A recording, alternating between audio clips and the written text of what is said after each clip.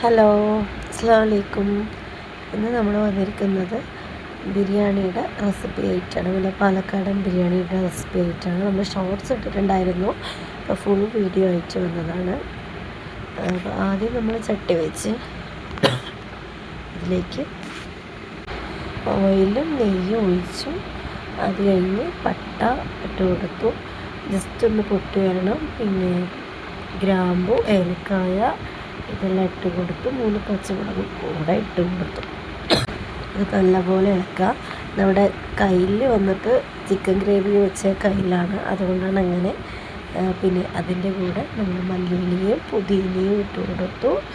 അത് കഴിഞ്ഞ് മല്ലിയിലയും പുതിനയും ഈ എണ്ണയിലിടുമ്പോൾ നല്ലൊരു ഫ്ലേവറാണ് കേട്ടോ. അത് കഴിഞ്ഞ് നമ്മൾ വലിയുള്ളി ഇട്ട് കൊടുത്തു. വലിയുള്ളി നന്നായിട്ടൊന്ന് വഴറ്റണം. നല്ലപോലെ ഒന്ന് ഇളക്കി കൊടുക്കുക.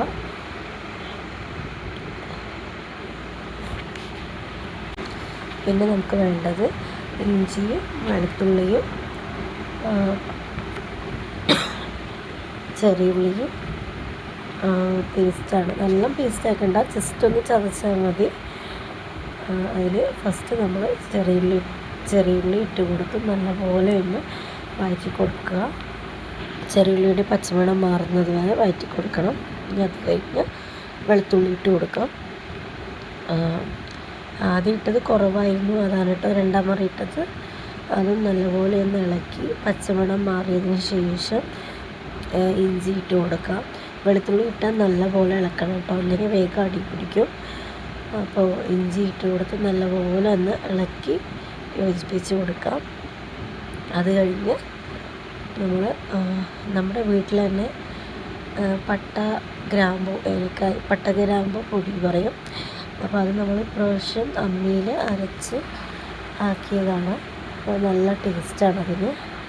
അപ്പോൾ ഇതിൻ്റെ റെസിപ്പി വേണമെന്നുണ്ടെങ്കിൽ അത് പറഞ്ഞ് കമൻറ്റിലിടും കേട്ടോ. നല്ല മണവും നല്ല ടേസ്റ്റും ഉണ്ടാവും. അപ്പോൾ അതിട്ട് നല്ലപോലെ ഒന്ന് ഇളക്കി കൊടുക്കുക.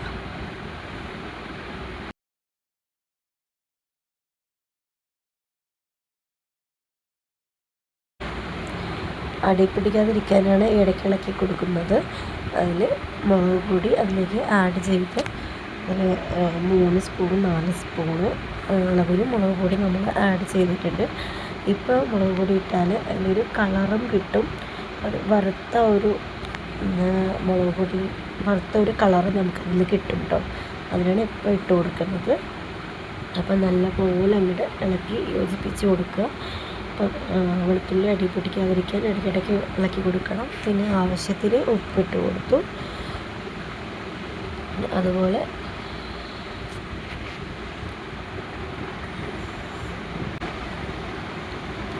പിന്നെ നമുക്ക് മുറിച്ച് വെച്ച തക്കാളി ഇട്ട് കൊടുക്കാം.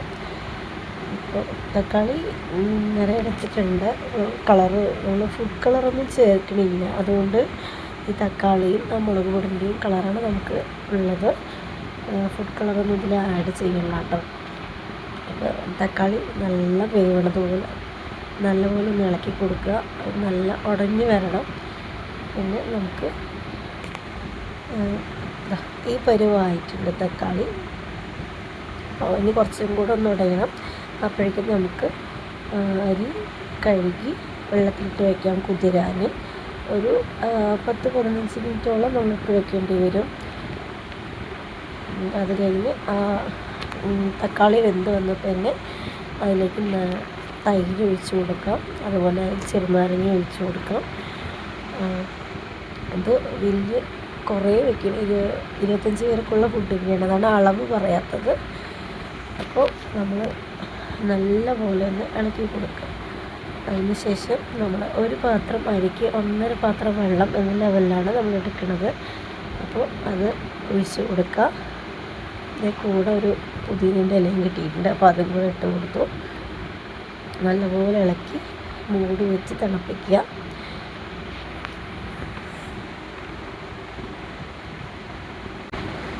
പിന്നെ തുറന്ന് നോക്കി നമ്മൾ ഉപ്പും എരിവും ഒക്കെ ഉണ്ടോ എന്ന് നോക്കിയിട്ട് ഉപ്പ് കുറവായിരുന്നു, അപ്പോൾ ഉപ്പിട്ട് കൊടുത്തു. അതിനുശേഷം അരി കഴുകി കുതിർന്നിട്ട് വാരി വെച്ചിട്ടുണ്ടായിരുന്നു വെള്ളം പോകാൻ വേണ്ടിയിട്ട്. അത് നമ്മൾ ഇട്ട് കൊടുത്തു. ഇതുപോലെ ചാക്കിലാക്കി വെച്ചാൽ നിറയെ ക്വാണ്ടിറ്റി ഉള്ളപ്പോൾ ചാക്കിലാക്കി വയ്ക്കും. കുറച്ചാണെങ്കിൽ നമ്മൾ ഓട്ടപാത്രം ഉണ്ട് അതിലിട്ട് വയ്ക്കും. നല്ലപോലെ ഇളക്കി യൂസ് പീസ് കൊടുത്തിട്ട് ഒന്ന് ഈ പരുവാവുന്നത് വരെ ഇളക്കി കൊടുക്കണം. ഇത് കണ്ടോ, തക്കാളിയുടെയും നമ്മളെ മുളക് പൊടിൻ്റെയും കളർ മാത്രമാണ് ഇതിൽ. അപ്പോൾ ഇങ്ങനെ ആയിട്ടിൻ്റെ വെള്ളം പറ്റി ഇതുപോലെ വന്നു പിന്നെ ഇറക്കി വെച്ച് നമുക്ക് ദമ്മിട്ട് കൊടുക്കാം. അതിന് മേലെ കനൽ വിറകും കനലുമായിട്ട് എടുത്ത് വെച്ച് നമ്മളത് സെറ്റാക്കി ദമ്മിട്ട് കൊടുത്തു. ഇനി ഒരു 20 മിനിറ്റ് വെയിറ്റ് ചെയ്യണം. അത് കഴിഞ്ഞിട്ടാണ് ബാക്കി പരിപാടി. നമ്മൾ ചിക്കന് ചില്ലി ഉണ്ടായിരുന്നു, പക്ഷെ അതിൻ്റെ ഹസ്ബൻഡ് വീഡിയോ എടുക്കാൻ പറ്റിയില്ല. ഇനി നമ്മുടെ ബിരിയാണി റെഡി ആയിട്ടുണ്ട്. ഇനിയിപ്പോൾ ഇതിൽ മല്ലിത്തഴ പുതിന ഇട്ട് കൊടുത്ത് നെയ്യ് ഒഴിച്ച് കൊടുത്ത് നല്ലപോലെ ഒന്ന് ഇളക്കി കൊടുക്കുക. ഇളക്കണതിന് ഒരു രീതിയുണ്ട് കേട്ടോ. ഒരു സൈഡിൽ നിന്നാണ് ഇത് ഇളക്കി കൊടുക്കുക. സെൻറ്ററിൽ നിന്ന് ഇങ്ങനെ നമ്മൾ കുത്തി ഇളക്കിയ എല്ലാ ചോറ് ഉടഞ്ഞു പോകും. ഒരു സൈഡിൽ നിന്ന് ഇങ്ങനെ എടുത്ത് ഇളക്കി കൊടുക്കുക.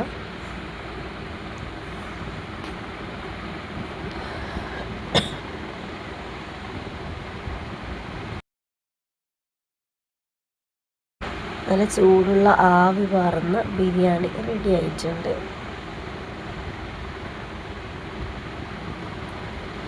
നമ്മുടെ വീഡിയോ കാണുന്നവരൊന്ന് ലൈക്ക് ചെയ്യണം.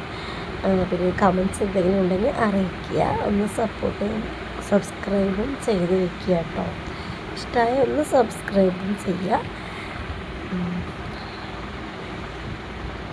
എഡിറ്റിങ്ങിൽ അത്ര പ്രോയൊന്നും അല്ല എങ്കിലും ചെറുതായിട്ടൊന്ന് എടുത്ത് നോക്കിയതാണ്. ചില്ലിൻ്റെ റെസിപ്പി നമുക്ക് എടുക്കാൻ പറ്റിയില്ല. ചിക്കന് പിന്നെ ചില്ലി മസാല, നമ്മുടെ മുട്ട പേസ്റ്റുകൾ ഇതെല്ലാം ഇട്ടിട്ടാണ്, ഇഞ്ചി വെളുത്തുള്ളി പേസ്റ്റ് ഇതൊക്കെ ഇട്ടിട്ടാണ് നമ്മൾ എടുക്കുന്നത്. കോൺഫ്ലവർ ഇതെല്ലാം കൂടെ മിക്സ് ചെയ്യും. അപ്പോൾ നമുക്ക് ഇനിയൊരു ദിവസം അതിൻ്റെ വീഡിയോ ഫുള്ളായിട്ട് ഞാൻ എടുക്കാം. പിന്നെ നമ്മൾ ചട്ടി വെച്ച് ഓയിൽ ഒഴിച്ച് നമ്മൾ ചില്ലി എടുക്കും. പീസ് ഓരോന്നായിട്ടെടുത്ത് നമ്മൾ പൊരിച്ചെടുക്കുകയാണ്. ഇങ്ങനെ ഓരോ പീസായിട്ട് പൊരിച്ചെടുക്കുകയാണ്. അപ്പോൾ നമ്മുടെ വീട്ടിലെ ചായക്കടയായിരുന്നു കേട്ടോ. അപ്പോൾ അതിൻ്റെ ചട്ടിയാണത്, അതുകൊണ്ടാണ് ഇങ്ങനെ ഇരിക്കുന്നത്. ഇപ്പോഴല്ല കുറച്ചായത്. അപ്പം നിർത്തിയിട്ട് അങ്ങനെ ഓരോ പീസായിട്ട് കൊടുത്തു. ഇനി നമ്മുടെ ഏകദേശം കഴിയാറായി. ചില്ലി റെഡിയായി നമ്മുടെ ചില്ലി. ഇതൊക്കെയാണ് നമുക്ക് ഇന്നത്തേക്കുള്ള ഓർഡർ. Okay, by.